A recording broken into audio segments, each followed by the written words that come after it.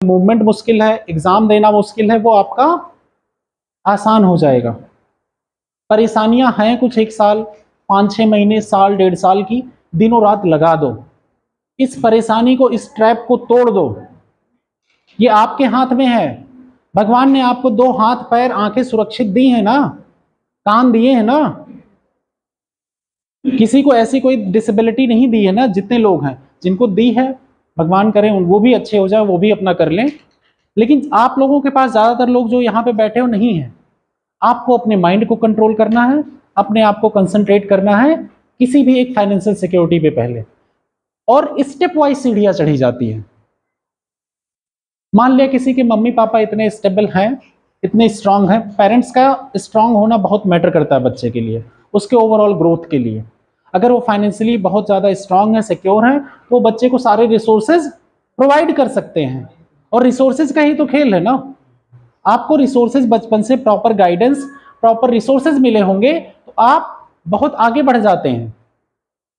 और exception cases छोड़ दो कि कई लोगों को रिसोर्सेज हो सकता है गाइडेंस ना मिला हो, अपब्रिंगिंग ना रही हो, या कुछ अदर इश्यूज हो, उनकी संगति खराब हो गई हो। कई बार होता है कि किसी को जानना हो तो आप उसके अगल बगल दोस्त देखो, कहा जाता है, ये बहुत पेट लाइन होती है, जो जैसा होता है उसके वैसे दोस्त होते हैं। आप मेहनत करने वाले हो तो आप अपने अगल बगल उन्हीं दोस्तों को रखोगे, आप ऐसे दोस्तों को नहीं रखोगे, आप उनको कट ऑफ करोगे, क्योंकि आपको एग्जाम देना है। तो आप इसीलिए चीजों को अपने, डरिए मत, परेशान मत होइए, अपने आप पे भरोसा रखिए कि हम कुछ कर रहे हैं। जब आप डे टू डे वर्क करेंगे, आप करते रहेंगे, आपका सेल्फ कॉन्फिडेंस बढ़ता रहेगा और आप खुद ही रास्ते ढूंढेंगे। कैसे निकलना है, कितने घंटे में पढ़ लेना, कहीं कुछ काम कर रहे हैं, मान लिया घर के कोई काम है, कुछ रिस्पॉन्सिबिलिटीज हैं, उसे निभाते हुए भी आप टाइम निकालेंगे। कई बार हम टाइम बहुत वेस्ट करते हैं, हमारे पास सोशल मीडिया जैसा अफीम आ चुका है, मोबाइल जैसा अफीम आ चुका है। इसके पॉजिटिव फायदे भी ये बहुत है, पॉजिटिविटी भी बहुत है, लेकिन नेगेटिविटी बहुत ज़्यादा है। कब आप, अच्छा ये बताओ, 5-4 मिनट सिर्फ आपको अपने आप पे फोकस करने में हालत खराब हुई है सबकी, लगने लगा घंटे भर है।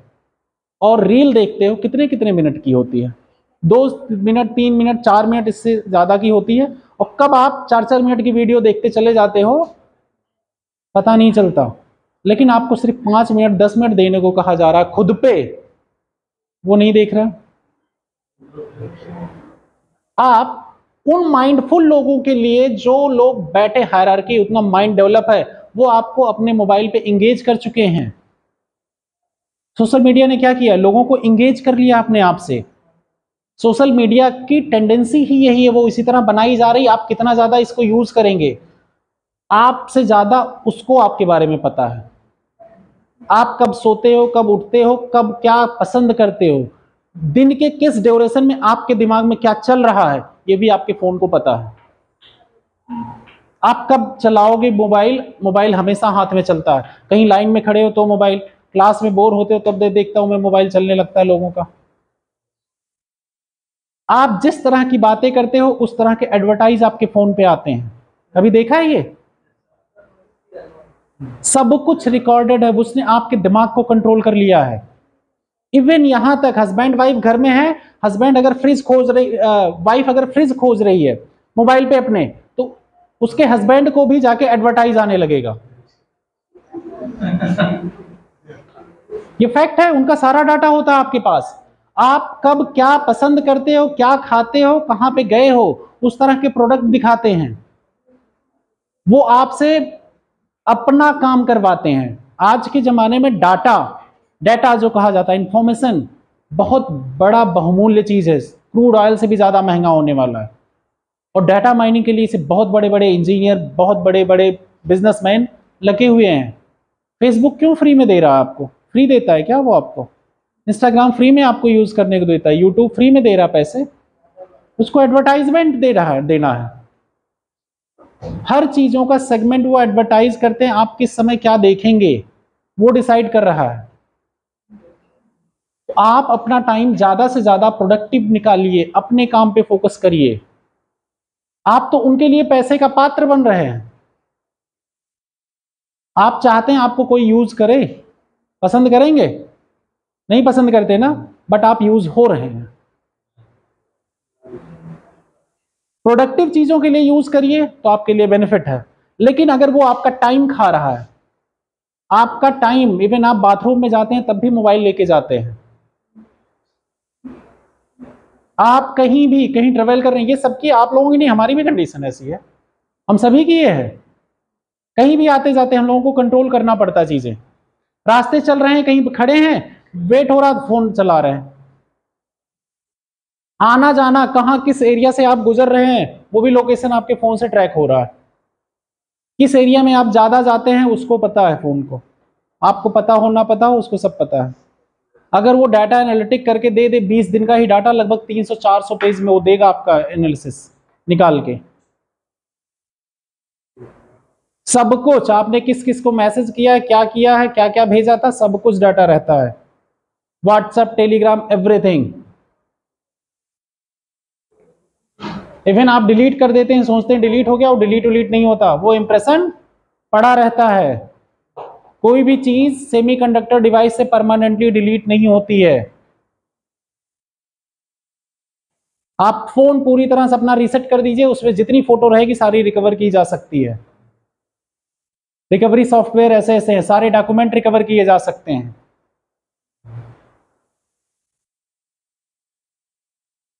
इसलिए आज टेक्नोलॉजी के ज़माने में हमें बहुत से साइबर सिक्योरिटी मेजर्स लेने पड़ते हैं। बहुत से चीज़ें, आप अपना फ़ोन रख दीजिए, किसी को सुनना होगा, आपका ये माइक यूज कर सकता है, आपका ये कैमरा यूज कर सकता है। पेगासस सॉफ्टवेयर का बड़ा हंगामा सुने थे आप लोग न्यूज़ में, उससे यही सब तो हो रहा था ना। गूगल तो चाहे, गूगल तो पूरा एंड्रॉयड आपका फोन ही कंट्रोल कर रहा है ना, एंड्रॉयड सिस्टम। और आप लोग जितने ऐप इंस्टॉल करते हैं उसमें क्या होता है, ऐसे लाइसेंस एग्रीमेंट बनाए जाते हैं। कितने लोग आई एक्सेप्ट पे टिक करके सीधा, कोई पढ़ा आज तक? कितने लोग पढ़े ऑनेस्टली बताना? पूरा 300 पेज का?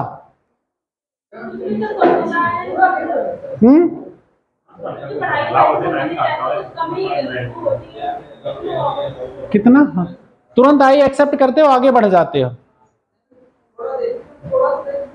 वो इतना ज्यादा रहता है ना, उसमें इतने ज्यादा लीगल टर्म डाले जाते हैं, वो जानबूझ के बोरिंग बनाया जाता है। और उसमें ऐसे ऐसे टर्म डाले जाते हैं जो आपके समझ से बाहर होते हैं। कभी टर्म्स एंड कंडीशन का खेल देखना, इस पे बहुत से डिबेट एंड डिस्कशन होते हैं। ये जितनी चीजें मैं बता रहा हूं ये आपके मेंस एग्जाम में आपके आएगा, थर्ड पेपर में आ सकता है, साइबर सिक्योरिटी में, सोशल मीडिया के इम्पैक्ट में, ये सब बातें इसीलिए मैं बता दे रहा हूं। और इवन आपके अवेयरनेस के लिए भी। तो टर्म्स एंड कंडीशन कैसे बनाए जाते हैं? बहुत ज्यादा वेग, ऐसे टाइप के जो आप पढ़ना ही ना चाहो, और ऐसे ऐसे टर्म यूज होंगे ना, आप एक्सपर्ट वकील लेके बैठोगे तब जाके समझ में आएंगी चीजें। वो इतने पेज का बनाएंगे ना एक एक चीजें कि आपको खुद ही नहीं पता चलेगा वो कितनी सारी चीजें आपसे एक्सेप्ट कर चुके हैं। अब फेसबुक पे लोग पोस्ट डालते हैं कि हम अपना डाटा नहीं शेयर करेंगे, फेसबुक हमारा डाटा कैसे ले सकता, हम परमिशन नहीं दिए हैं। भाई आपने जब फेसबुक लॉगिन बनाया था ना, आई एक्सेप्ट एग्रीमेंट किया था ना, उसी समय सारा दे दिया था। ये क्या लिख रहे हो आप बैठे, फ्रीडम ऑफ स्पीच, उसी की साइड पे बैठ के उसी से फ्रीडम ऑफ स्पीच मांग रहे हो। देखे हो आप लोग विरोध करना।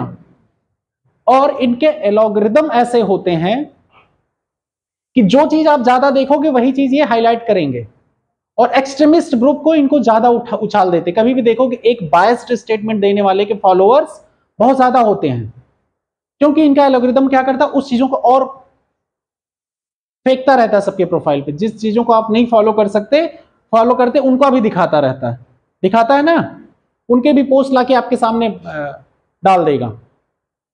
तो जो जिस विंग का रहेगा वो और ज्यादा, राइट विंग का राइट विंग होता जाएगा, लेफ्ट विंग का लेफ्ट विंग होता जाएगा, कम्युनलिस्ट है तो कम्युनलिज्म की तरफ बढ़ता जाएगा। कम्युनलिज्म पता है सबको? कम्युनलिज्म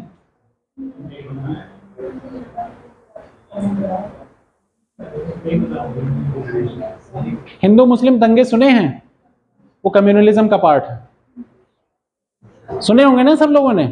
दंगे होते हैं ना, धर्म के नाम पे जितने दंगे होते हैं वो सब किस में आते हैं? कम्युनलिज्म में। तो रीजनलिज्म के नाम पे दंगे, कास्ट के नाम पे दंगे, जीनोसाइड हुआ, इस तरह की ये सब टर्म आप लोगों को पढ़ना पड़ेगा अगर पीसीएस यूपीएससी देना है तो, इन सब की डेफिनेशंस और जानना बहुत जरूरी है, इन सब टर्म का होता क्या मतलब और क्या इसका यूज है, क्योंकि ये सब आप लोग न्यूज़पेपर पढ़ते तो आपको डे टू डे बेसिस पे पता रहता। म्यांमार में दंगा हुआ था, फेसबुक के ऊपर बहुत डाला गया रोहिंग्या को लेके कि एक्सट्रीमिस्ट पोस्ट को उसने बहुत ज्यादा पॉपअप कर दिया लोगों के बीच में। सोशल मीडिया तुरंत बंद क्यों किया जाता है जिस एरिया में डिस्टर्बेंस क्रिएट होता है? इसीलिए मिस इन्फॉर्मेशन फैलने ना पाए। इंडियन गवर्नमेंट ने बहुत ज्यादा इसीलिए कंट्रोल करने की कोशिश की है। अब उसके लिए भी कंपनियां क्या करती हैं, कई लोगों को सेगमेंट बांट देती हैं और उसके बाद उछालती हैं कि हमारे ऊपर लोग फ्रीडम ऑफ स्पीच की डिमांड कहाँ करते हैं? सोशल मीडिया पे बैठ के, कि सोशल मीडिया पे हम जो बात लिख सकते हैं वो हमारी फ्रीडम ऑफ स्पीच है। और इसमें कोई नॉर्मल पीपल ही नहीं, बड़े बड़े सो कॉल्ड इंटेलेक्चुअल भी शामिल होते हैं। आप किसी प्राइवेट ऑर्गेनाइजेशन को के प्लेटफॉर्म पे अवेलेबल होके आप कहते हो यहाँ पे गवर्नमेंट कुछ कंट्रोल कर रही है, तो आप कह रहे हैं फ्रीडम ऑफ स्पीच जा रही है। आपको तो वैसे ही वो मैनिपुलेट कर रहा है, आपके डेटा को लेके वो आपको मैनिपुलेट कर रहा है। और सब हमेशा पब्लिक के बीच आके स्टेटमेंट क्या देंगे कि हम किसी के डाटा का मिसयूज नहीं करते, जबकि ऑलवेज होता है। आपको वही एडवर्टाइज क्यों दिखाए जाते हैं जो आप कहीं सर्च कर लीजिए, गूगल पे बोल दीजिए, आप किसी दोस्त से फोन पे बातें करते रहिए, देखिए आपके सारे सोशल मीडिया अकाउंट पे वही एडवर्टाइज आएगा। कभी देखा है, ऑब्जर्व किया? करना ऑब्जर्व कहीं भी। ये सब चीजें आपको देखिए, आप पॉजिटिव वे में इसका यूटिलाइज करेंगे या निगेटिव वे में, ये आपके ऊपर है। आप कब पढ़ाई लिखाई की चीज खोजने जाते हैं और आप कब रील में बिजी हो जाते हैं आपको पता खुद नहीं चलता, सबकॉन्शियसली आपको नहीं पता चलता, क्योंकि वो आपकी हैबिट में ऐसा आ चुका है। आपको अपने आप को अवेयर कैसे रखेंगे? जब आप अपने आप को अवेयर होने का प्रयास करेंगे तब जाके आपकी चीजें सुधरेंगी। इन सब चीजों पे फोकस करिए और अपने टाइम को प्रोडक्टिव निकालिए। जो आपका मेन एम है उस पर फोकस करिए, अपने आप को सेटल करिए। उसके बाद जो टाइम रहे तो फिर आप टाइम पास करिए, लेकिन हमारी प्रायोरिटी क्या है वो डिसाइड होनी चाहिए। हमें उस पर कितना आवर्स दे रहे हैं वो चीज़ें हो जाए, हम फाइनेंशियली स्टेबल हो जाए, हमारे काम धाम चलते रहें, फिर आगे हम बढ़ते रहेंगे धीरे धीरे। और अभी एज आप लोगों की 19, 20, 21, 22 जो भी है, एज बहुत है आपके पास, आप लाइफ में बहुत कुछ कर सकते हो। इसीलिए आपको फोकस करना अभी अपने ऊपर, अपने इम्प्रूवमेंट पे। दूसरा, इंटरव्यू के लिए भी अभी से, जब भी आप लोग एकदम जैसे इंटरव्यू कॉल आ गई किसी को, तब आप जाके ड्रेसिंग सेंस सीख रहे हैं, आप अपने शब्दों को सुधार रहे हैं, तो वो 10 दिन में तैयारी नहीं हो पाती है। चाहे वो लड़के हों चाहे लड़कियां हों, आपको अगर सूट कंफर्टेबल है या साड़ी कंफर्टेबल है तो आप वो भी साड़ी में भी कंफर्टेबल हो लीजिए, क्योंकि आप इंटरव्यू में अगर साड़ी पहन के जाते हैं ज़्यादा अच्छा माना जाता है। सूट में भी ठीक माना जाता है, लेकिन आप जिसमें कंफर्टेबल, लेकिन पहनना सीख लीजिए। लड़के फॉर्मल में आप जैसे कंफर्टेबल रहते हैं वो, आप अपने वर्डों को भी सुधारिए और अपनी क्लीनिंग रखिए। बीमार से मत बने रहिए। आप किसी से मिलिए तो अटेंटिव मिलिए, खुश होके मिलिए, चेहरे पे स्माइल लेके। हमेशा अपनी, जो लड़के हैं सेविंग वगैरह है तो ट्रिम उरिम करके रखें, अपना जैसा रखना हो, उन्हें बाल सही करके रखें। गर्ल्स हैं वो भी अपना पॉस्चर में, इस समय पैसे नहीं लगते हैं ज़्यादा, इवन बिल्कुल नहीं लगते, ही आपको बाल तो कटाना ही पड़ता है सबको। आप अपनी चीज़ों का केयर करना ज़रूरी होता है, साफ सफाई से रहना, हाथ पैर साफ रखना, किसी से भी आप मिल रहे हो, ये सब चीज़ें जब आप डे टू डे लाइफ में लाते हैं आपको एंड में भी उसका प्रोडक्टिव रिजल्ट मिलता है, एक दिन में नहीं मिलता। इन सब चीज़ों पे आपको ध्यान देने की बहुत ज़्यादा ज़रूरत है। और जब आप पॉजिटिव रहते हो, एक्टिव रहते हो, तो आपका पढ़ाई में मन लगता है, आप कहीं आते जाते हो तो वहाँ पे अच्छा लगता है। आप हमेशा अपने आप को डल सा बनाए रखिए। देखिए दुख सबके पास है, कोई ऐसा पर्सन है जो दुखी नहीं है? सबके पास किसी न किसी तरह का दुख रहेगा, हमेशा कुछ न कुछ कहीं ना कहीं चलता रहेगा, लाइफ लॉन्ग। इसको हमें मैनेज करना सीखना है। हमें क्या करना है? मैनेज करना अपने इमोशंस को। किन इमोशंस को कब अपने कंट्रोल में कैसे लाना, वो मेडिटेशन से ही आएगा। ये सिंपल सा बता रहा है। आप कुछ फिजिकल वर्क अपना लीजिए, कुछ अपने डेली रूटीन में शामिल कर लीजिए, जिससे आप अपने आप को समय दे सकिए और आपका दिन प्रोडक्टिव निकलना चालू हो जाएगा। इन सब चीज़ों पे आप करेंगे तो आपकी प्रोडक्टिविटी इंक्रीज हो जाएगी, आपका मोटिवेशन लेवल बढ़ा रहेगा। अदरवाइज हर बात पे अगर आप अपने आप से कंप्लेन करते बैठेंगे, ये नहीं हमारे पास हो, सबको पता है रिसोर्सेज सबके पास इक्वल डिस्ट्रीब्यूशन नहीं है, ये आपको पता है। सबके लिए जो सुविधाएं हो सकती, जो रिसोर्सेज मिल रहे हैं, उसमें आप काम करने का प्रयास करिए और रिसोर्सेज गेन करने के लिए वर्क करिए। पहले एक एक स्टेप आगे बढ़िए। There is no other option, otherwise आप वही अनएम्प्लॉयमेंट के ट्रैप, पॉवर्टी ट्रैप में फंसे रहेंगे। आप चाहते हैं कि आपके बच्चे जो आप लोग समस्याएं झेल रहे हैं वो झेलें? कोई नहीं चाहता ना। सब चाहते हैं कि हमारे पास एक सुख सुविधा भरी लाइफ हो, नॉर्मल। आपको वर्क करना पड़ेगा आज। काम के अलावा कोई इससे बड़ा मोटिवेशन नहीं है। कोई आके बड़ी बड़ी बातें लिख दिया, 4-5 कोट डाल दिया, उससे मोटिवेशन नहीं मिलता। एक दिन इमीडिएट तुमको लगेगा, लेकिन वो अगले पल खत्म हो जाएगा। लेकिन कंसिस्टेंसी, डिसिप्लिन, अनुशासन और सतत चीजें क्या करेंगी? आपका हैबिट डेवलप कर देंगी। और जब आपकी काम करने की हैबिट हो जाए तो फिर कोई रोक नहीं सकता आपको। ये काम आपको करना ही है डे टू डे लाइफ में। चलते हैं हम लोग आगे। क्या पढ़ रहे थे? जीएसटी। और जितनी भी सारी चीजें बताई हैं आपके इकोनॉमिक टर्म में भी हैं। आपको इकोनॉमिक प्रॉस्पर बनना है, ह्यूमन रिसोर्स मैनेज करना है। अभी मैंने जितनी सारी चीजें बताई किस इकोनॉमी के किस टॉपिक से रिलेट है? ह्यूमन डेवलपमेंट इंडेक्स पढ़ा है? ह्यूमन डेवलपमेंट, ये सब किसका पार्ट है? ह्यूमन डेवलपमेंट का। आप ह्यूमन रिसोर्स को कैसे मैनेज किया जाएगा? जब वो प्रोडक्टिव होंगे, स्किलफुल होंगे, तभी तो उनका यूटिलाइज किया जा सकता है। आपको अपने स्ट्रीम में आने के लिए अपने आप से वर्क करना पड़ेगा और गाइडेंस के लिए कई चीजें जो चलाई जा रही हैं उसका उपभोग करिए और वर्क करिए अपने आप पे। खुद पे भरोसा रखिए, सब अच्छा होगा। Goods and services tax. Goods and services tax ये एक्चुअली में एक इनडायरेक्ट टैक्स है, मतलब अप्रत्यक्ष कर। ठीक है। इसका 101वां संविधान संशोधन हुआ था 2016 में। 101वां संविधान संशोधन के तहत ये आया। अब ये लाया क्यों गया? सबसे बड़ा क्वेश्चन तो यही उठता है, इसकी जरूरत क्यों पड़ी? जीएसटी लाने के पीछे क्या रीजन हो सकता है?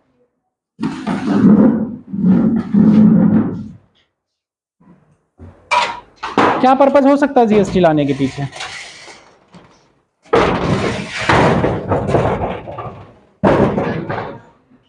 जीएसटी लाने के पीछे क्या रीजन होगा? पीछे धूप नहीं आ रही, खिड़की खोल लो यार।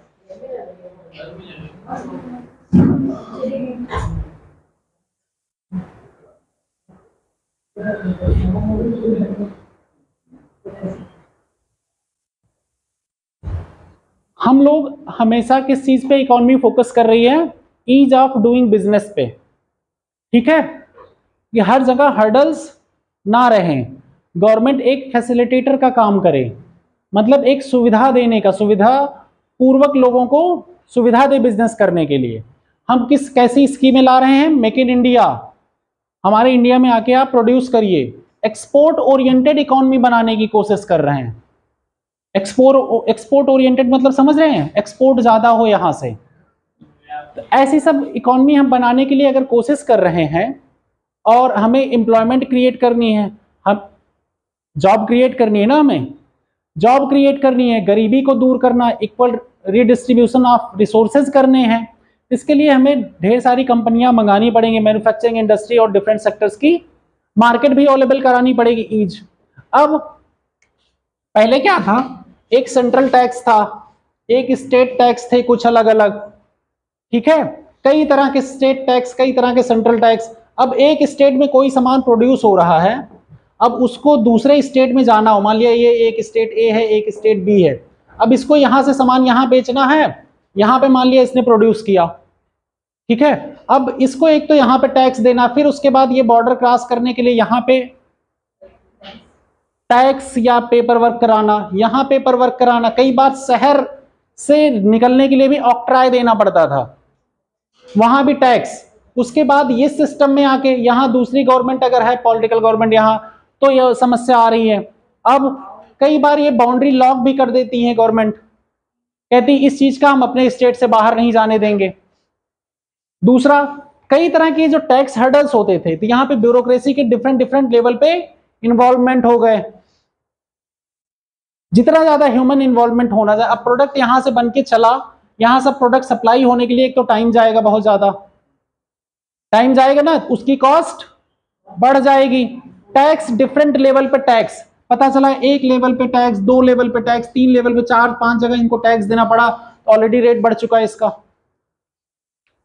रेट बढ़ जाएगा ना। अब कंपनियों को अपना सामान बेचने में जब इतनी समस्याएं आ रही हैं, तो ये कंपनियां क्या यहां मार्केट ढूंढेंगी? मार्केट इजीली एक्सेसिबल नहीं है इनके लिए, इनके लिए ट्रांसपोर्टेशन में समस्याएं आ रही, कई कास्केडिंग इफेक्ट ऑफ है, मतलब कई लेवल पे, कई स्तर पे टैक्सेशन सिस्टम है, किसी स्टेट में जा रहे हैं वहां अलग टैक्स सिस्टम, किसी स्टेट में अलग टैक्सेशन सिस्टम, कोई अलग टैक्स लगा रखा है। अब मान लिया इस स्टेट में आई कंपनी लगाई कि यहां टैक्सेस कम है, बाद में कोई और सरकार आ गई टैक्स बढ़ा दी, तो इस कंपनी का फिर से नुकसान। उसने ये देख के लगाया अपना प्लान कि यहाँ पे टैक्सेस और चीजें ईज हैं, मतलब हर लेवल पे कास्केडिंग टाइप का नहीं है प्रॉब्लम, यहां लगा लेते। फिर सरकार चेंज हुई, फिर बढ़ गया, फिर प्रॉब्लम इनके लिए। तो इस तरह की समस्याएं जो हो रही हैं, इन सब समस्याओं को दूर करने के लिए वन नेशन वन टैक्स की थ्योरी आई। वन नेशन वन टैक्स, इसका लोगो क्या है? वन नेशन वन टैक्स, कि एक नेशन हो, पूरे में एक ही टैक्स सिस्टम हो। तो इससे क्या हो जाएगा, यहां से यहां सामान एक जगह इन्होंने टैक्स पे किया, बाकी जगह सामान अपना ट्रांसपोर्ट किए, उससे कोई लेना देना नहीं, बीच में कितने टैक्स आएंगे कितने नहीं, सारे पता चला। सेल्स टैक्स अलग, एक्साइज ड्यूटी अलग, कस्टम अलग, सबके अलग अलग ड्यूटीज लग रहे हैं, ऑक्ट्राय टैक्स अलग, इंटर स्टेट टैक्स अलग लग रहा है, ट्रांसपोर्ट टैक्स अलग लग रहा है। अब ये सब टैक्सों को क्या किया गया, वैल्यू एडेड टैक्स अलग से लगा दे रहे हैं, कहीं पे वैल्यू एडेड टैक्स ज्यादा है, कहीं पे वैल्यू एडेड टैक्स कम है। मूल्यवर्धित टैक्स, कर, वीएटी लिखवाया था ना कल, वैट, एक मॉडिफाइड वैट सिस्टम भी लिखवाया था ना कल। तो क्या होगा इससे, इन सबको इजी बनाने के लिए हमने क्या लाए, जीएसटी, जिससे सामानों का मूवमेंट आसान हो जाए और एक टैक्स सिस्टम रहे, सामान्य रूल रहे, सबकी समझ में रहे। रूल्स का प्रिंसिपल क्या है टैक्सिंग का, आसान रूल हो, इलास्टिसिटी हो, उसमें ट्रांसपेरेंसी हो, 5 रूल लिखाए थे ना कल मैंने सिद्धांत, उसके बेस पे टैक्सिंग सिस्टम, इस पे टैक्स लगाए जाएं, तो ये क्या होगा, सामानों का movement, ease of doing business को ये बढ़ावा देगा। दूसरा, जीएसटी जो है डेस्टिनेशन बेस्ड टैक्स है, डेस्टिनेशन बेस्ड टैक्स मतलब जहां पे सामान बिकेगा वहां पे टैक्स लगेगा।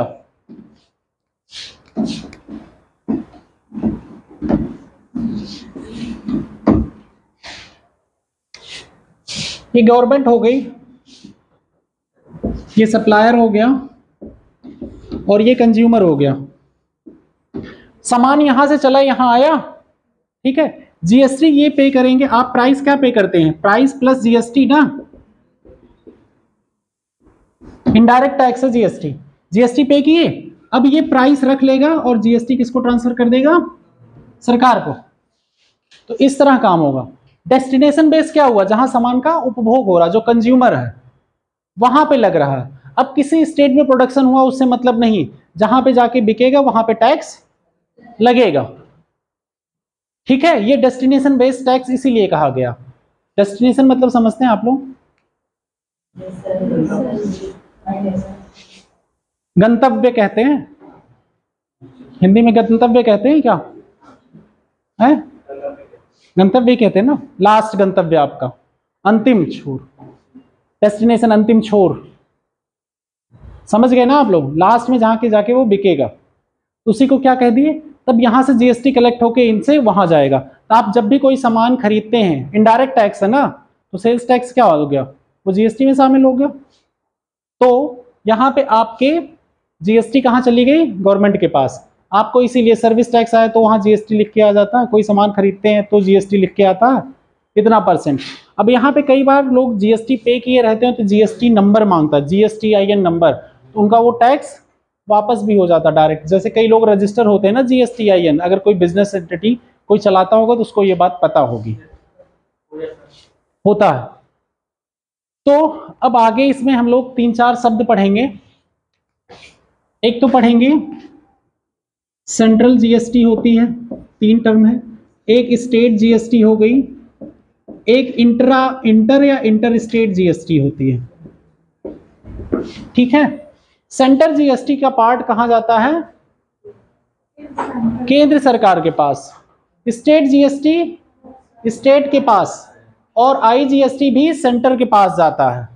उसके बाद सेंटर के पास इतना टैक्स कलेक्ट होता है, वो टैक्स भी कहां पे डिस्ट्रीब्यूट करती है, स्टेटों के पास। और ये फाइनेंस कमीशन जब मैंने पढ़ाया था, प्लानिंग कमीशन जब पढ़ा रहे थे, मैंने फाइनेंस कमीशन भी पढ़ाया था,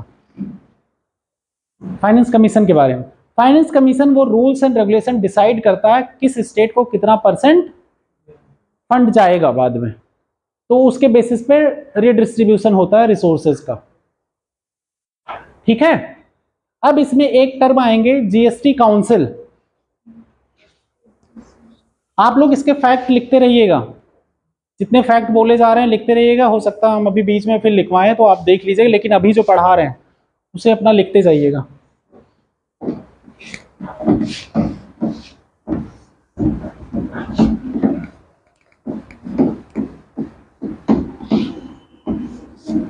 कहीं पे ना समझ में आए तो हाथ उठा देना, हिचकना मत किसी चीज पे। ठीक है, अभी अगर आप लोग हेजिटेंट होंगे तो कैसे इंटरव्यू में बोलेंगे। यहां मैं बच्चों से इसीलिए क्वेश्चन पूछता हूं कि उनके अंदर कॉन्फिडेंस क्रिएट हो जाए। शर्माना बंद कर दो,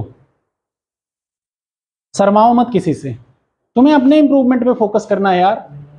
कौन तुमसे ज्यादा बुद्धिमान इंसान है, तुम्हें अपने इंप्रूवमेंट पे गलती होगी तो हम गलती एक्सेप्ट कर लेंगे, बात खत्म।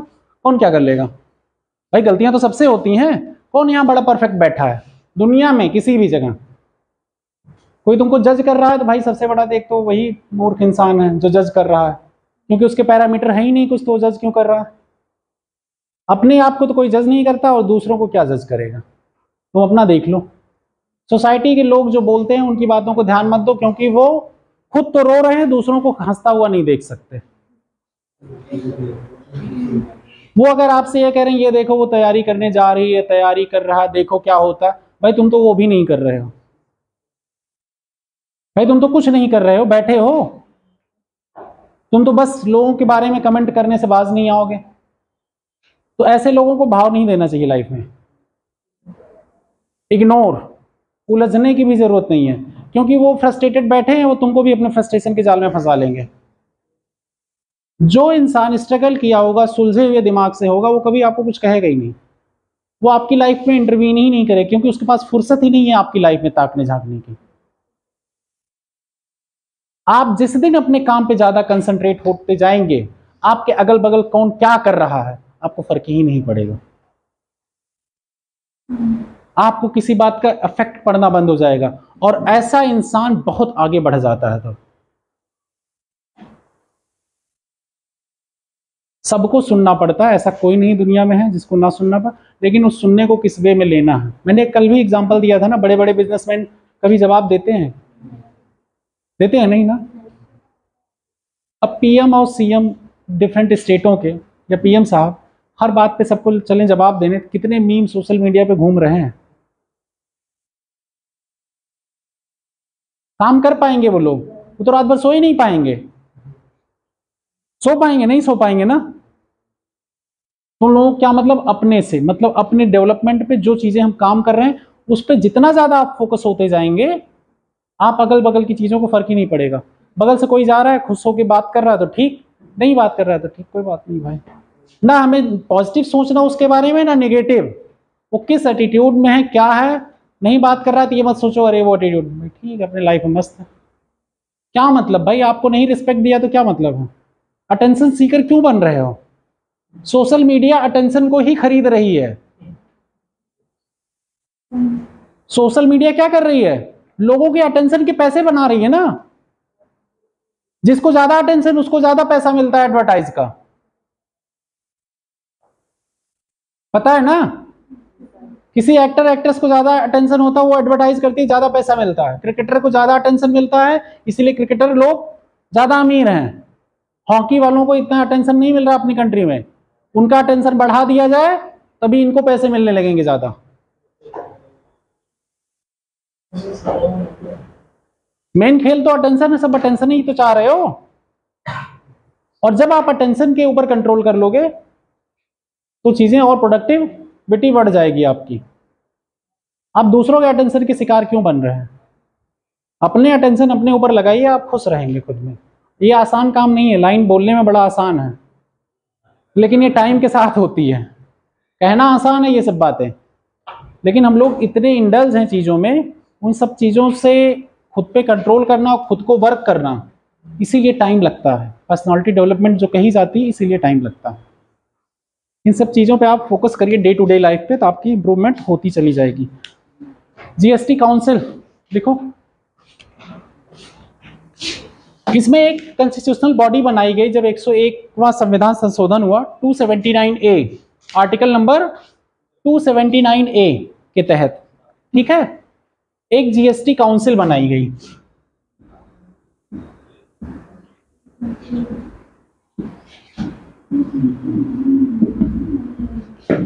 ठीक है, आर्टिकल है 279A, देख लेना एक बार फैक्ट ये, ठीक है। ये क्या है? एक कॉन्स्टिट्यूशनल बॉडी है और ये कॉन्स्टिट्यूशनल बॉडी क्या करेगी? आपके टैक्स रेट डिफाइन करेगी। और जीएसटी को 3-4 स्लैबों में बांटा गया है, ठीक है।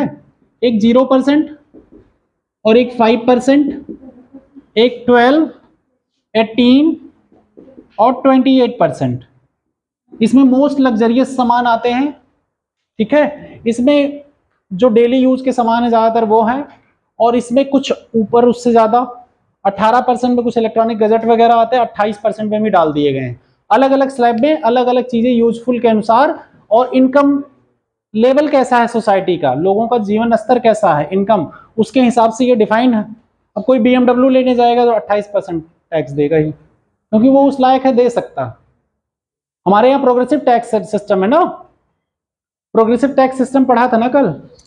इनकम बढ़ने के साथ टैक्स बढ़ते हैं, तो इस हिसाब से ये स्लैब बांटे गए हैं। और किस स्लैब में किस सामान को रखेंगे ये डिफाइन कौन करेगा? GST council. किस पे कितना टैक्स लगेगा ये जीएसटी काउंसिल डिफाइन करेगी। इसका चेयरमैन कौन होता है?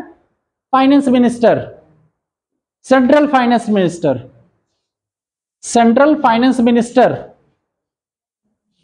अब इसमें पार्टिसिपेशन और मेंबर्स कौन से हैं? सारे स्टेटों के फाइनेंस मिनिस्टर, फाइनेंस मिनिस्टर या चीफ मिनिस्टर, जिसके हाथ में फाइनेंस मिनिस्ट्री रहेगी, जिसमें उस स्टेट की जो फाइनेंस मिनिस्ट्री जिसके हाथ में रहेगी वो जाएगा। सारे स्टेटों के फाइनेंस मिनिस्टर हो गए और सेंटर के फाइनेंस मिनिस्टर। सेंटर के पास 1/3 वोटिंग राइट है और बाकी स्टेटों का मिला के 2/3। जैसे अगर 100 वोटिंग राइट है तो 66% वोटिंग किसके पास रहेगी? स्टेट के पास, और 33%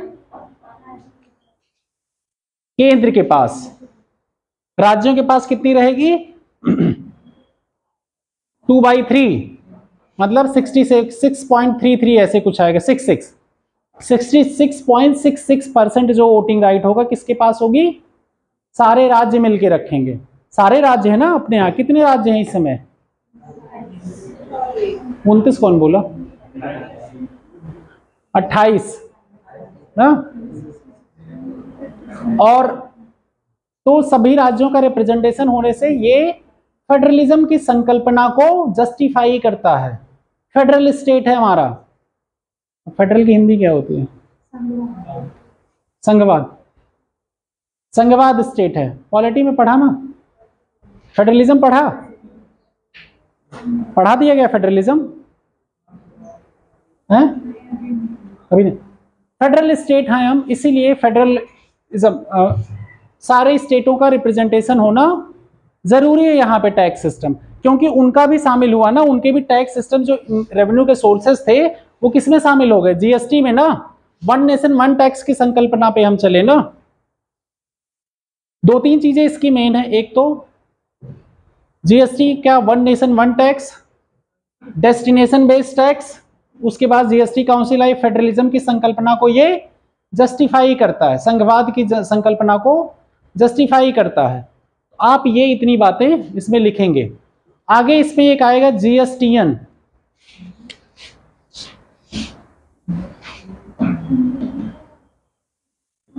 जितनी कहानियां बताते जा रहे हैं ध्यान से सुनिएगा, और ये कहानियों पे क्वेश्चन बनते हैं। जितने इसके बताया, जीएसटी आपको जरूरत क्यों पड़ी आपको पता चल गया, सारी स्कीमें आपको पता चल गई, ठीक है, कहाँ कहाँ कैसे कैसे जीएसटी का उपयोग कर सकते हैं। अब जीएसटी आने से आपको फायदे क्या क्या गिनाने होंगे? रोजगार बढ़ेगा, मेक इन इंडिया बिजनेस आएगा हमारे यहाँ, एफडीआई आएगा ज़्यादा। जब इन्वेस्टमेंट आएगा तो आपका मार्केट ज़्यादा बढ़ेगा, मार्केट बढ़ेगी, जॉब बढ़ेगी, लोगों की इनकम बढ़ेगी, गरीबी दूर होगी, शिक्षा, सब कुछ किस पे है? जीएसटी का भी मेन पर्पज है डिमांड और सप्लाई में बैलेंस बनाना। वही तो कर रहे हैं। सप्लाई आराम से हो सके, जहां पे जो डिमांड हो वहां पे सप्लाई आराम से हो सके, जीएसटी सारे हर्डल टैक्स वाले खत्म कर रहा है ना। एक बार आपने बनवा लिया कहीं पे रिसिप्ट, तो वो रिसिप्ट लेके आप कन्याकुमारी से कश्मीर तक जा सकते हैं, आपके कहीं सामान आपका रोका नहीं जाएगा। और सेम लेवल ऑफ टैक्स है, चाहे वो सामान आप यहाँ लखनऊ में खरीदिए, चाहे पीलीभीत में खरीदे, या जाके आप चेन्नई में खरीदे, या तिरुवनंतपुरम में खरीदिए। तिरुवनंतपुरम कहाँ की राजधानी है? वाह, वेरी गुड। कन्याकुमारी किस स्टेट में है? हाथ उठाना किसको किसको पता है। बोलने को थोड़ी बोला था, ठीक है।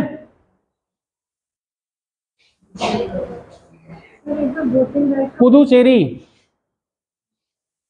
पुदुचेरी किस किस स्टेट में है, या किस स्टेट में है? पुदुचेरी किस स्टेट के बगल में है?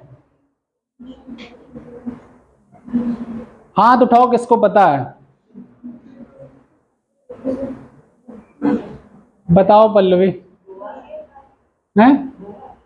खड़े हो जाओ तुम, खड़े हो जाओ, इमीडिएट खड़े हो जाओ तुम। बताओ तेज प्रकाश। हैं? वही है बस।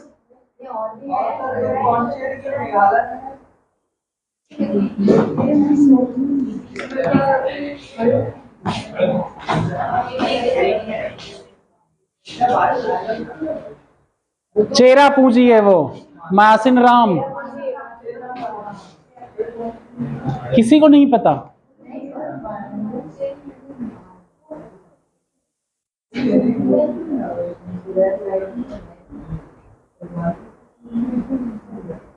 बताओ, तुम लोग कोई कंपनी लगानी हो तो किसी देश के बारे में नहीं पता रहेगा, ज्योग्राफिकल कंडीशन नहीं पता रहेगी, हिस्टोरिकल कंडीशन नहीं, तो कंपनी का विस्तार कैसे करोगे? हिस्टोरिकल, इकोनॉमिकल, ज्योग्राफिकल कंडीशन तो पता होनी चाहिए कहीं प्लांट लगाने से पहले। किसी देश में इन्वेस्ट करने जा रहे हो, तुमसे ज्यादा बाहर वाले पता करके रखते हैं। बस एक ही जगह।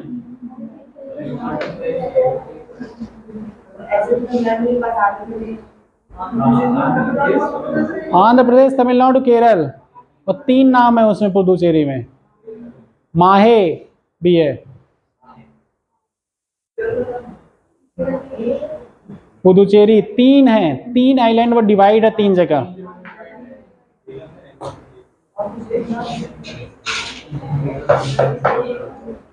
बताओ जरा, केंद्र शासित प्रदेश लोगों को नहीं पता है। अच्छा, वहां पे चुनाव होते हैं कि नहीं? वहां पे क्या, कौन हेड होता है? सीएम होता है कि लेफ्टिनेंट गवर्नर होता है? सीएम नहीं होते वहां पे? सीएम होते हैं, वहां चुनाव होता है। दिल्ली और पुडुचेरी 2 ही जगह तो होते हैं चुनाव। वैसे पुदुचेरी में भी होता है। तुम लोग यूपीएससी एग्जाम दे रहे हो, यूपीएससी में नीचे आता दैनिक सर्विसेज, वो वहीं के लिए रिक्रूट होते हैं।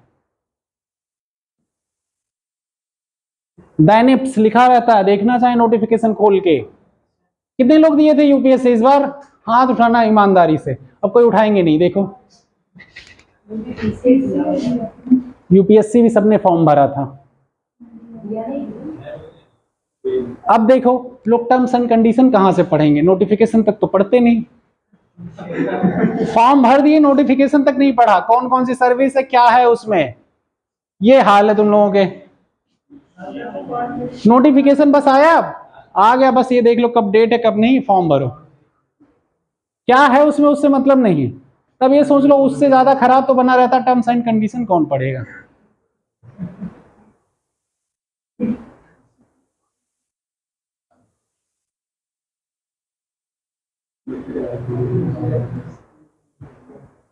कब पढ़ना स्टार्ट करोगे तुम लोग, ये बता दो हमें। इवन पहली बार जब फॉर्म भरते हैं तो पहली बार तो नोटिफिकेशन भरते हैं, पढ़ते हैं ना। यूपीएससी का फॉर्म किसने किसने भरा था, हाथ उठाओ। एक, बाकी का नहीं उठा रहे हो भाई? तुमने भरा था और किसी ने नहीं भरा था? अच्छा, तुमने भरा था। अच्छा, ठीक है, सिलेबस वगैरह एक बार देख लेना। उनको ये पता होना चाहिए कौन कौन सी सर्विसेज में रिक्रूटमेंट होता है उसके तहत, ये सब तो पता होना चाहिए। यूपी पीसीएस भी भरा है, तो यूपी पीसीएस में पता है आप लोगों को पैटर्न एग्जाम का पैटर्न यूपी पीसीएस का किसको किसको पता है, किसको नहीं पता है, ये बताओ। एग्जाम का पैटर्न नहीं पता? और किसको? हाथ उठाओ ना, शर्माओ मत, इसमें कोई बड़ी बात नहीं। आपने क्लास नहीं किया, बीच में जब बता रहे थे तो कोई बात नहीं, इसमें शर्माना क्यों?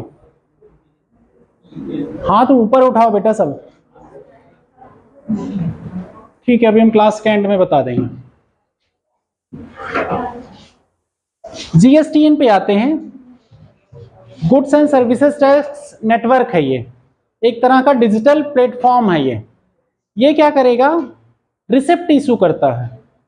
इसमें सारे रजिस्ट्रेशन होते हैं, जो टैक्स पेमेंट होंगे इसी नेटवर्क के थ्रू होंगे।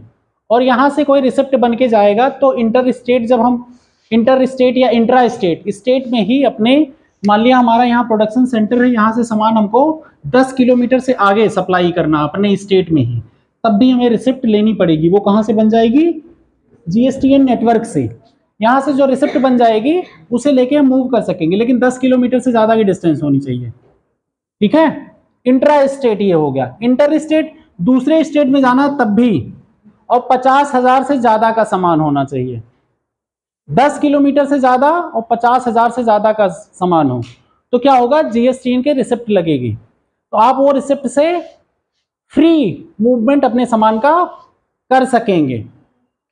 ठीक है, 10 जगह आपको चेकिंग के लिए रुकना नहीं पड़ेगा। तो ये डिजिटलाइज नेटवर्क है, समझे? तो ये जीएसटीएन नेटवर्क हो गया। अब आपके ज्यादातर पार्ट कौन कौन से हो गए जीएसटी में? एक तो स्लैब्स हो गए, कब बना, कौन सा अमेंडमेंट, 101वां अमेंडमेंट। और कौन कौन से स्लैब आते हैं, ये हो गया। One nation one tax, destination based tax, GST council के बारे में आपको पता चल गया, जीएसटीएन के बारे में पता चल गया। अब 2017 में क्वेश्चन आया था, 2017 या 16 में, 17 में हमारी समझ से, जीएसटी आने से हमारी इकॉनमी चाइना को सरपास कर जाएगी क्या? ऐसा हाइपर स्टेटमेंट दिया था यूपीएससी ने प्रीलिम्स में, काफी लोगों ने लगाया भी था, जबकि गलत है वो। कोई एक चीज यूज करने से तुरंत इकोनॉमी में इतना फर्क नहीं पड़ता कि 1 साल 2 साल में आप इतने ऊपर। हाँ, थोड़ा ईज ऑफ डूइंग बिजनेस हो गया। ईज ऑफ डूइंग बिजनेस मतलब समझ रहे हैं आप लोग? बिजनेस करना आसान हो गया। Ease of doing business index आता है, वो इंग्लिश हिंदी दोनों एक ही चीज लिखी रहती है। कौन जारी करता है?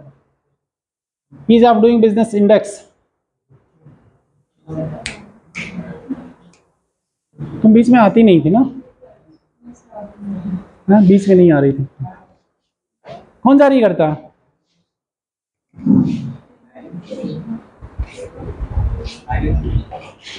कौन जारी करता है? कंफर्म नहीं है। वर्ल्ड बैंक वाला लिखाया नहीं था मैंने, और किसी ने बोला था बंद कर दिया जारी करना, तुमने बोला था ना? याद आया?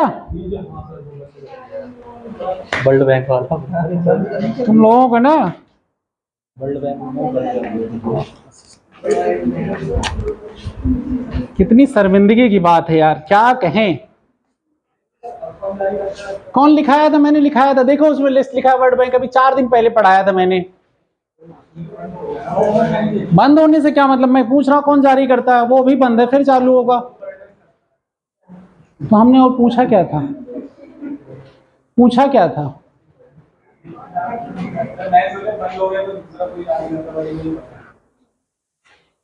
जबरदस्ती जस्टिफाई मत करो।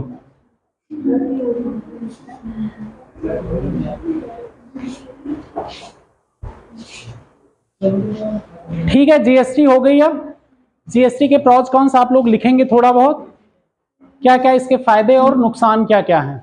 इसमें देखो, नुकसान ऐसा है कि अभी सबको बहुत ज्यादा डिजिटलाइज नहीं है, लोग डिजिटली साक्षर नहीं है। जो छोटे छोटे बिजनेस हमारे यहाँ बहुत ज्यादा 90% अनऑर्गेनाइज सेक्टर है, 91%। तो उनके यहाँ ज्यादातर क्या होता था, कैश में लेना देना होता था। ठीक है, अब वो जीएसटी नेटवर्क थोड़ा नया नेटवर्क होने की वजह से, जीएसटी सिस्टम, तो स्टार्टिंग में लोगों को समझने में समस्याएं हो रही थी या हो रही हैं। अभी ये धीरे धीरे जब लोगों को यूज टू हो जाएगा तब आसान हो जाए। कोई नई चीज आती है तब टफ होती है, इसके लिए टैक्स कलेक्शन भी कम हो जाता है कई बार। लेकिन अब धीरे धीरे टैक्स कलेक्शन जीएसटी का बढ़ता जा रहा है। बजट टू बजट देखेंगे, अब लोग अवेयर होते जा रहे हैं, इसके बारे में शिक्षाएं दी गई, बताया गया लोगों को, कई जगह डेमो क्लासेस अवेलेबल कराई गई, तो उसके थ्रू लोग समझ सके इसको। अब इसके आप प्रॉज कॉन्स लिखेंगे खुद से पढ़ के, ठीक है। अब आगे लिखते हैं, आगे पढ़ते हैं। टैक्स बायोएंसी, कुछ टर्म पढ़ते हैं टैक्स के, उस पे चलेंगे, एक एक टर्म है। जीएसटी में और कुछ रह नहीं गया। किसी ने बुक खोली हो, देखो कोई टॉपिक जीएसटी बाकी रह गया क्या? बुक खोल के बैठते हो ना तुम लोग, देखो जरा जीएसटी के अंदर कोई टॉपिक बाकी तो नहीं रह गया?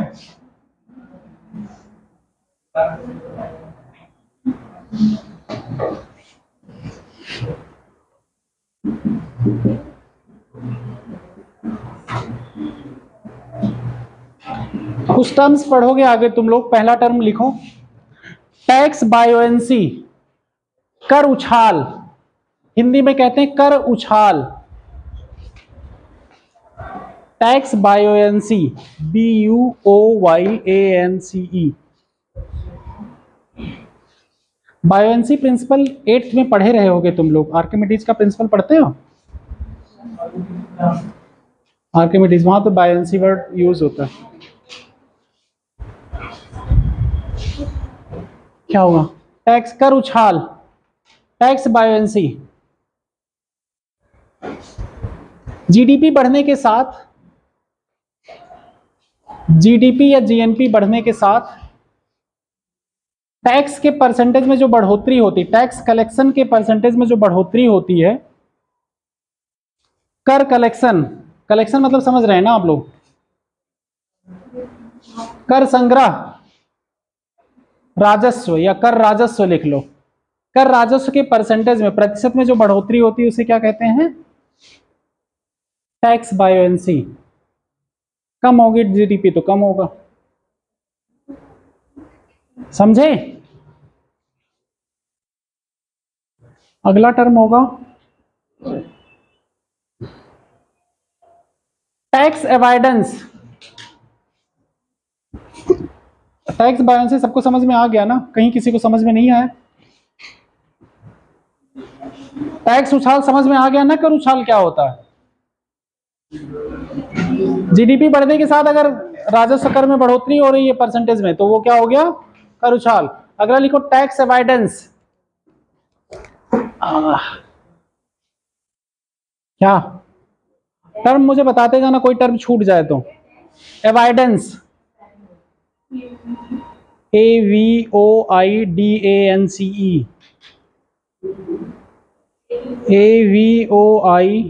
AVOIDANCE, avoid. यार अवॉइड करो, इतनी बार तो बोल रहे हो अवॉइड करना चाहिए। यस, अवॉइड, अवॉइडेंस, वही तो मैंने बोला है। AVOI तो बोल रहे थे, DANCE। टैक्स अवॉइडेंस ये चीज हुई। आप एक्चुअली में ये इलीगल तो नहीं है, ठीक है, बट इसमें लोग क्या करते हैं, टैक्स रूल में लूप होल ढूंढते हैं और उस लूप होल से अपना टैक्स देने से बचते हैं। समझ में आया? कोई रूल्स हो, जैसे हेलमेट से बचने के तरीके क्या होते हैं? जब चौराहे पे पकड़ लेता है, पुलिस पकड़ती है, जबकि हेलमेट किसकी सुरक्षा के लिए है? आपकी सुरक्षा के लिए। हाँ, हमारी सुरक्षा के लिए हम सभी की सुरक्षा के लिए है। बट लेकिन हम लोग वहां लूप होल ढूंढने की कोशिश बहुत सी करते हैं ना। हेलमेट कौन सा लगा लेंगे?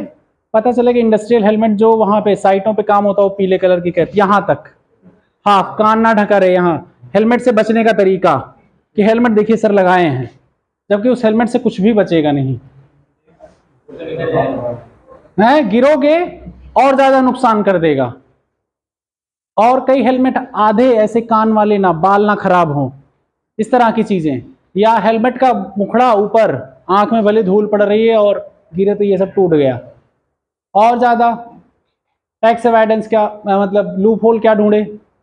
हेलमेट लगा लिए, जब सामने पुलिस दिखी तो हेलमेट लगा लिए, उसके बाद हेलमेट हाथ में पकड़ लीजिए, करते हैं ना। दूसरा, रूल्स को मैनिपुलेट करने की कई बार कोशिश की जाती है। अच्छा, इस रूल्स में कुछ ढूंढो जिससे इसको बाईपास कर सकें। ये क्या हो गया? इसी तरह कर के रूलों में जब लूप होल ढूंढ के कर से बचते हैं लोग, उसको क्या कहा जाता है? Tax avoidance. अभी भी किसको नहीं समझ आया? लूप होल, जैसे कोई रूल्स फॉलो आप कर रही हैं, ठीक है, उस रूल में कुछ ऐसा लूप होल ढूंढिए आप। लूप होल कहते हैं कि जहां पे रूल्स अवेलेबल ना हो, जहां पे रूल काम ना करता हो, तो आप उस रूल्स को बाईपास कर सकते हैं ना। जैसे क्लास ना आने के बहाने बहुत से हैं, पढ़ना है नहीं पढ़ना है, बहुत से बहाने, नहीं पढ़ने का मन कर रहा है, सर दर्द कर रहा है ना। मतलब अगर आपके एसेंस में ही हो टैक्स देना चाहिए हमें और रूल्स फॉलो करना चाहिए, तो आप फॉलो करेंगे, आप लूप होल ढूंढने पे नहीं जाएंगे, क्योंकि आप रूल्स की लेजिटिमेसी समझते हैं। रूल्स को लेजिटिमेट होना जरूरी है, तो इसीलिए लूप होल्स ढूंढ के जो लोग टैक्स से बचते हैं उसे क्या कहेंगे? Tax avoidance. अगला टैक्स इवेजन।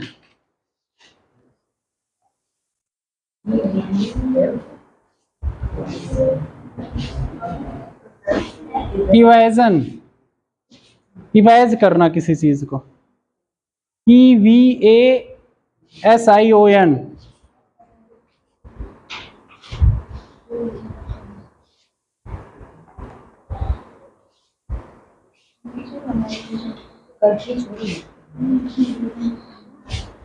जीएसटी के बारे में आप लोगों ने लिख लिया है ना सारी चीजें, ऐसे कुछ छोड़ा तो है नहीं।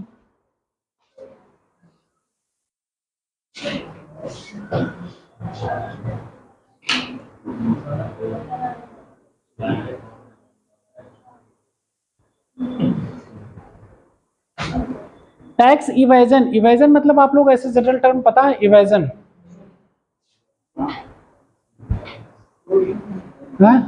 चोरी ना, हाँ टैक्स चोरी, टैक्स के रूल को फॉलो ना करना और टैक्स पे ना करना क्या कहलाएगा, tax evasion.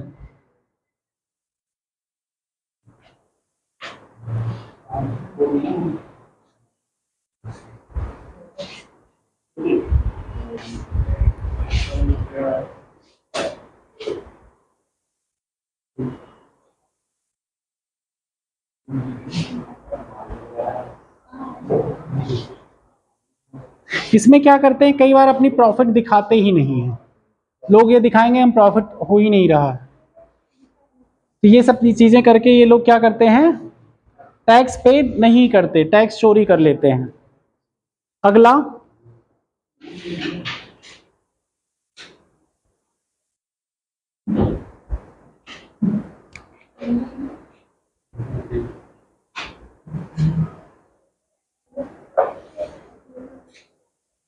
Cess, CESS, cess, CESS, cess नहीं पढ़ते आप लोग, सेस लगाया गया इतने परसेंट, किसी स्पेशल पर्पज के लिए, स्पेसिफिक पर्पज के लिए जब टैक्स लगाया जाता है कुछ परसेंटेज में, जैसे 0.5% सेस लगाया जाता है एग्रीकल्चर के लिए, या कोविड सेस लगाया गया था बीच में, कोई स्पेसिफिक टैक्स लगाया गया है कुछ परसेंटेज, ठीक है, टैक्स के ऊपर टैक्स है ये, है उपकर कहते हैं सेस को, सरचार्ज को कहते होंगे उपकर, है ना, सेस। तो ये जो लगाया जाता है किसी स्पेसिफिक पर्पज के लिए, और ये यूज भी उसी पर्पज के लिए होगा, जैसे स्वच्छ भारत मिशन के लिए सेस लगाया गया तो ये यूज भी उसी लिए होगा, और इसका कलेक्शन कौन करती है, सेंट्रल गवर्नमेंट, और ये संचित निधि में नहीं जाता है, कंसोलिडेटेड फंड में जमा नहीं होता है, बाकी रेवेन्यू तो कंसोलिडेटेड फंड में जाते हैं, ये सेस कंसोलिडेटेड फंड में नहीं जाता है।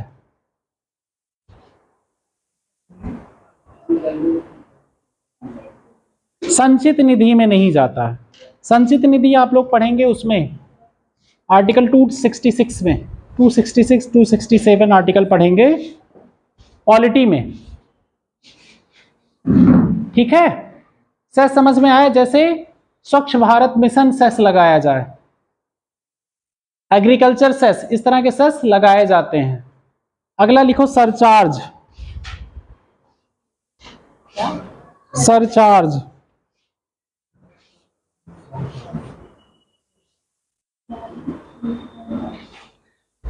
सरचार्ज एक्चुअली में एक्स्ट्रा टैक्स ये भी है एक तरह का, लेकिन ये किसी भी पर्पज के लिए यूज किया जा सकता है। सरचार्ज भी एक्चुअली में टैक्स के ऊपर टैक्स है, सरचार्ज SUR होता है बेटा, SUR सरचार्ज,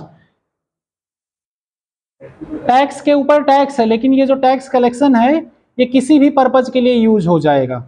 और सेस में क्या होता था, जिस स्पेसिफिक पर्पज के लिए लिया गया उसी स्पेसिफिक पर्पज के लिए वो यूज किया जाएगा, समझे।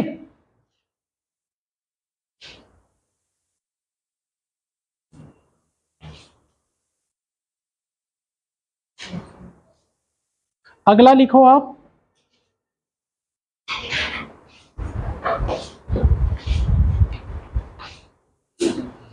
टॉबिन टैक्स, ये सब हिंदी में भी यही है, टॉबिन टैक्स ही है। टॉबिन टैक्स हिंदी नाम आप लोग पढ़ेंगे तो और कंफ्यूज हो जाएंगे। Tobin tax, TOBIN, Tobin tax.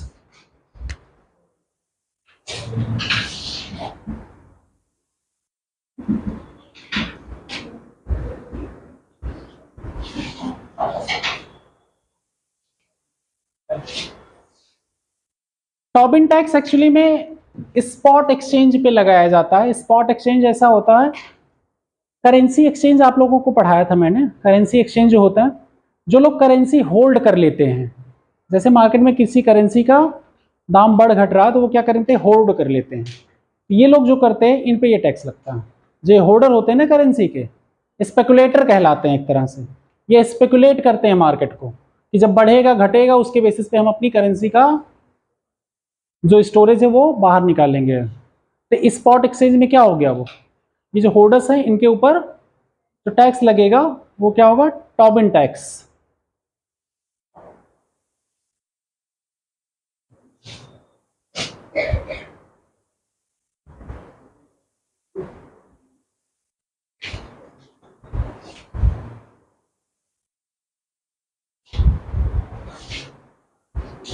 अगला है पिगोवियन टैक्स। ये हिंदी में भी पिगोवियन ही कहते हैं, PIGOUVIAN।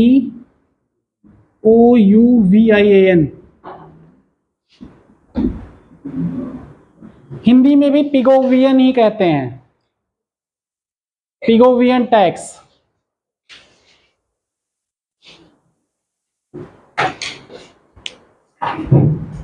ये सब टर्म ऐसे डायरेक्टली पूछ लिए जाते हैं एग्जाम्स में, आपके प्रीलिम्स में, या कहीं 2 नंबर 3 नंबर वाले जो एग्जाम होते हैं लिखने वाले, वहां भी पूछे जाते हैं।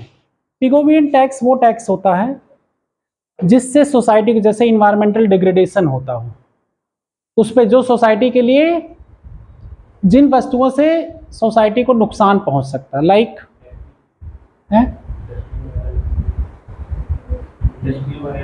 इंडस्ट्रियों वगैरह से जो सीवेज वगैरह निकलते हैं, ये सब हो गए क्या, टेम्पल्स, केमिकल्स पे जो लगेगा, बायोकेमिकल्स, ये सब जो प्रोड्यूस होते हैं, पेस्टिसाइड, इन सब पे जो टैक्स लगता है पिगोवियन टैक्स होता है।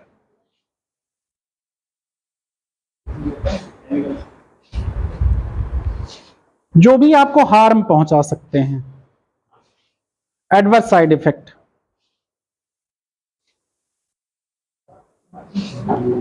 अगला लिखोगे टैक्स हेवन। अब कर स्वर्ग हिंदी मत लिख लेना, टैक्स हेवन ही लिखा जाता है। टैक्स हेवन, स्वर्ग का पता है ना इंग्लिश, वही है। कर स्वर्ग मत लिख लेना, टैक्स हेवन ही कहा जाता है हिंदी में भी। हाँ? टैक्स हेवन एक्चुअली में कुछ कंट्रियां ऐसी होती हैं जहां बहुत मिनिमम टैक्स होता है या बिल्कुल ना के बराबर टैक्स होता है, जैसे बरमूडा, पनामा, हांगकांग, ये सब कंट्रियां हैं ऐसी जहां पे बहुत ना के बराबर टैक्स है या टैक्स है ही नहीं। तो कंपनियां क्या करती हैं, अपने कई मैन्युफैक्चरिंग प्लांट वहां लगाती हैं। तो ये क्या हो गया, इनके लिए टैक्स में बहुत छूट मिली है, टैक्स हेवन। कर स्वर्ग हो गया ना भाई, जहां कर नहीं देना पड़ रहा है वो क्या हो गया, स्वर्ग कहां होगा, जहां आपको सुख होगा ना। स्वर्ग किसे कहते हो, जहां आपको मिनिमम खर्चा देना ही नहीं पड़ रहा है? जहां टैक्स लग रहा है, ज्यादा टैक्स लग रहा है, वो तो नरक है। हाँ, टैक्स हेवन हो गए जहां पे टैक्स या तो ना के बराबर है या टैक्स बहुत है ही नहीं। कौन सी कंट्रियां हो गई, पनामा हो गई, बरमूडा हो गई, हांगकांग हो गई, सिंगापुर में भी हमारी समझ से बहुत कम टैक्स है। अब कुछ कंट्रियां तुम लोग अपने आप खोज लेना।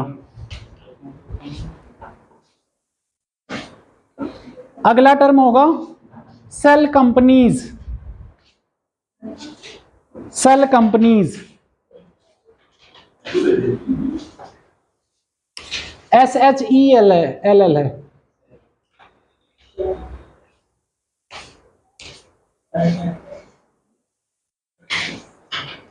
शेल कंपनीज, स्पेलिंग एक बार चेक कर लेना, हो सकता है SHEL नहीं, यही है।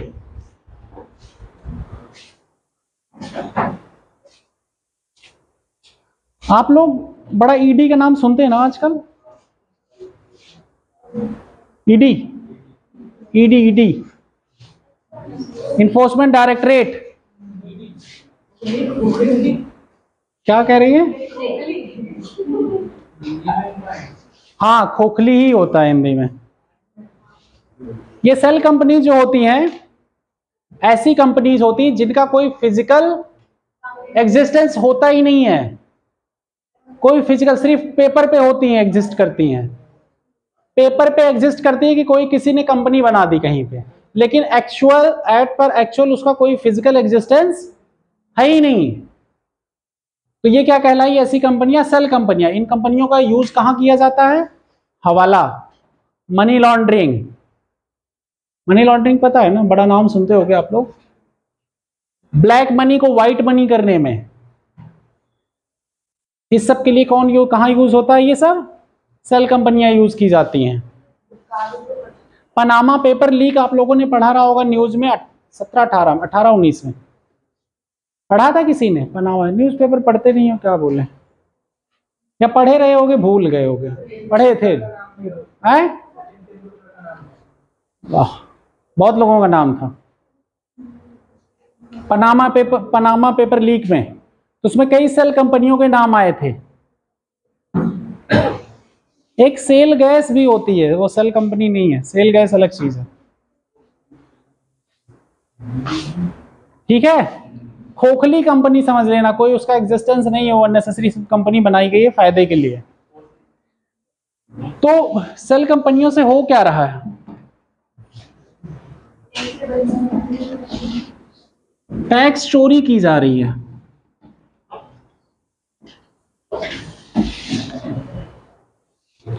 मतलब किसी तरीके से यहां से एक कंट्री ए से पैसा निकाल के यहां सेल कंपनी में डाला गया और यहां से वापस इन्वेस्टमेंट के एफडीआई के फॉर्म में या एफपीआई के फॉर्म में इस कंट्री में लाया गया पैसा। ठीक है, आपने ब्लैक मनी कमाई, टैक्स से बच के यहां ले आए, फिर यहां से वापस ले आए, ये राउंड ट्रिपिंग टाइप का हो गया, और इसी ही कहते हैं मनी लॉन्ड्रिंग। टैक्स से बचे आप इस कंट्री से, चोरी से वो पैसे और कैश क्या निकाले यहां से, फिर वापस ले आके दूसरे इंस्टीट्यूशन के through, FDI, FPI, FII institution के थ्रू यहां पे इसको व्हाइट मनी बना लिए, काले को सफेद कर लिए। ब्लैक मनी क्या होती है? जिसपे टैक्स ना पे किया गया हो और इलीगल मीन से उस पैसे की इनकम हुई हो। ड्रग ट्रैफिकिंग, ह्यूमन ट्रैफिकिंग, हवाला, इन सब से जो पैसे आए हुए होते हैं वो क्या होती है? ब्लैक मनी, और उनको व्हाइट मनी किया गया ऐसे। तो इसी पे क्या करती है मनी लॉन्ड्रिंग जो आता है, मनी लॉन्ड्रिंग एक्ट 2002, इसी पे ईडी वर्क करती है। फेमा और मनी लॉन्ड्रिंग एक्ट, बेनामी ट्रांजैक्शन एक्ट, इनके तहत ईडी को पावर मिली हुई है। ईडी इसी पे काम करती है, इन्फोर्समेंट डायरेक्टरेट। ठीक है, जो सबको अरेस्ट करती है मनी लॉन्ड्रिंग केस में, यही होता है। समझे आप? इसे ही मनी लॉन्ड्रिंग भी कहते हैं। और इसमें सेल कंपनियां बना के सब लोग पैसे बनाते हैं और टैक्स से बचने का सोचते हैं। अब इसमें एक आता है हवाला। हवाला सुने हैं आप लोग? किसने सुना है? मूवीज नहीं देखते क्या यार आप लोग? कितना पहले मूवी, हाँ बस